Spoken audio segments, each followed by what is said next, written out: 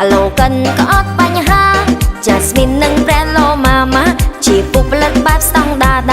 ស័ក្តិសមនឹងមនុស្សគ្រប់វ័យមិនថាចាស់ក្មេងឬមួយកុមារ Loma Jasmine សំពីសលេងកបាសសាច់ក្រាស់ណែនល្អមានខ្យល់ចេញចូលរាប់ម៉ឺនសែនរុនសាច់ពុកទុនណតយៈតែម្ដងមិនស្គៀបរួលស្បែកគេយំមិនក្តៅខ្នងស័ក្តិសមតែម្ដងនឹងមនុស្សគ្រប់វ័យ Loma Jasmine ជាប្រភេទពុកអេប៉ុងគេបង្ហាត់ជាមួយនឹងកស៊ូក្រែបធម្មជាតិដែលមាន5ស្រទាប់ស្វិតហាប់ណែនជាប់ទ្រុឌធ្ងន់បានល្អ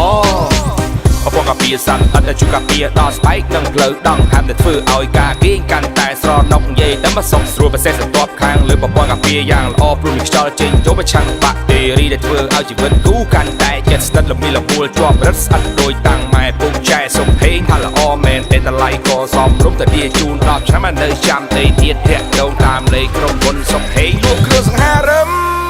អូខ្ញុំភ្លេចប្រាប់នៅមានការចាប់រង្វាន់ធំក៏ភ្លេចយកបានផ្សងសំណាងក្រៃលោបានឡាជីទៅស្រក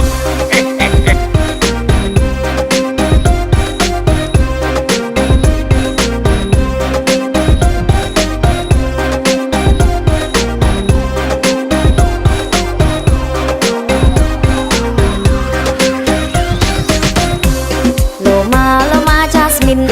Loma Jasmine Loma Jasmine Jasmine Jasmine Jasmine Loma Jasmine Loma Jasmine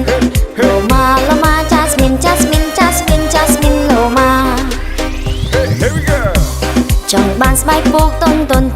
ពូក្រាស់អាចត្រទុំងន់ទោះបីជាធ្ងន់ប៉ុណ្ណាណាអាឡូកិនក៏អត់បញ្ហា Jasmine និង แบรนด์ Lomama ជាពុកផលិតបែបស្តង់ដារស័ក្តិសមនឹងមនុស្សគ្រប់វ័យមិនថាចាស់ក្មេងឬមួយកុមារ សំពីសលេងកបាសសាច់ក្រាស់ណែនល្អមានខ្យល់ចេញចូលរាប់ម៉ឺនសែនរុនសាច់ពុកទុនណតយៈតែម្ដងមិនស្គៀបរួលស្បែកគេយំមិនក្តៅខ្នងស័ក្តិសមតែម្ដងនឹងមនុស្សគ្រប់វ័យ Loma Jasmine ជាប្រភេទពុកអេប៉ុងគេបង្ហាត់ជាមួយនឹងកស៊ូក្រែបធម្មជាតិដែលមាន5ស្រទាប់ស្វិតហាប់ណែនជាប់ទ្រុឌធ្ងន់បានល្អ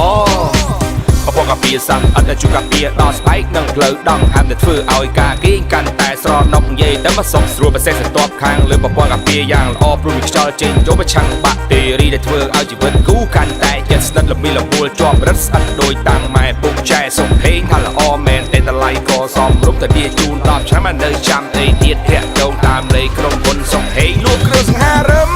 Loma Jasmine Loma